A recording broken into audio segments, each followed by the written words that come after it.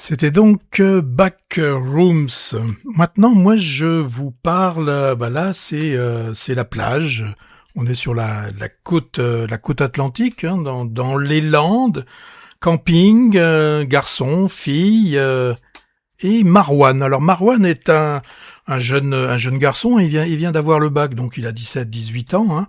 Il a l'âge où on voudrait bien, mais il faut trouver l'autre. Hein. Et un soir, ne trouvant pas le sommeil, Marwan rencontre un autre jeune garçon. Petite embrouille classique entre jeunes mâles. L'accident mortel. Voilà le début du film de Stéphane de Moustier, La Chaleur. Alors, sentiment de culpabilité va submerger très rapidement Marwan, mais peut-être de façon un peu incompréhensible, peut-être une peur de la police qui, sait-on, eh bien il va cacher le corps au lieu d'aller tout simplement expliquer. Et nous on le voit, on est témoin qu'il s'agit bien d'un accident. Alors à partir de ce moment, le film se met en place, une sorte de thriller. Est-ce que les recherches vont commencer? Est-ce que le corps va être retrouvé? Et là, Stéphane de Moustier va mettre en place son film avec une intelligence, lentement mais sûrement. Il fait chaud, hein, c'est le titre du film, La Chaleur. La chaleur, elle frôle les 40 degrés, mais c'est aussi la chaleur, la température des adolescents.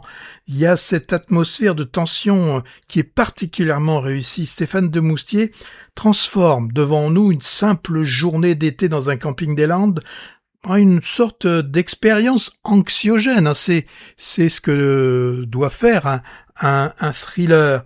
Et là, cette chaleur, cette lumière écrasante, cette lenteur estivale, eh bien tout ça, ces simples choses, en fait, deviennent des éléments entièrement narratifs de ce film.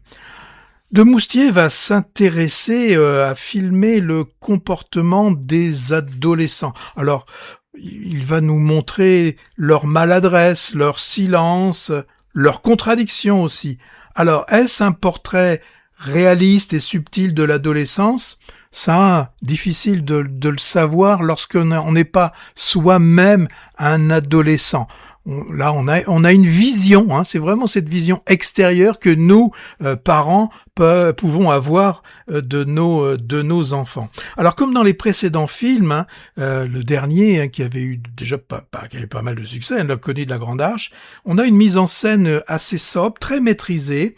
Il y a un travail de psychologie que j'ai trouvé assez intéressant, ce qui lui permet, Stéphane Desmoustiers, de garder cette tension constante, hein, pendant tout le film, et surtout, ça j'aime bien, il n'y a pas d'effet démonstratif. Alors, avoir une mise en scène, c'est bien, et quand elle est portée avec des interprètes du niveau du jeune acteur Adrien Hussein, qui est celui qui incarne Marwan, je pense que il est une des forces du film. Il a un jeu très minimaliste, il est et on peut le comprendre, sachant ce qu'il a vu et subi, il est très mutique, et tout ça contribue à l'ambiguïté du personnage, l'atmosphère de malaise. Il n'est pas forcément très sympathique. Ce jeune fait garçon. La tronche pendant tout le film déjà. Il fait un peu la tronche. C'est ce que remarquent ses parents, mais les parents sont habitués avec un adolescent de 17 ans que d'avoir ce genre de comportement. D'ailleurs, par moment, il lui pose la question, mais est-ce qu'on est trop présent? Voilà. Enfin, ce sont des parents qui, comme tous les parents, ne savent pas exactement décrypter ce qu'est un adolescence. Alors, bon, il y a peut-être quelques invraisemblances dans le scénario, côté avec le corps et tout ça. Mais bon, j'ai pas trouvé que ça pouvait affaiblir la crédibilité de l'intrigue. Alors pour moi, La Chaleur est avant tout un thriller moral, sensoriel, sur l'adolescence. Et il s'intéresse à ce que peut être aussi la culpabilité, le silence, toutes ces émissions diffuses. Moi, j'ai trouvé qu'il réussit à mettre en place un suspense, parce que le suspense, hein, il est toujours classique là-dedans. Est-ce qu'il va être reconnu? Est-ce qu'il va se dénoncer? Bah voilà, vous verrez en allant voir ce film. Il y a eu pas mal de films qui ont comme décor ces moments de vacances et souvent ces fins de vacances.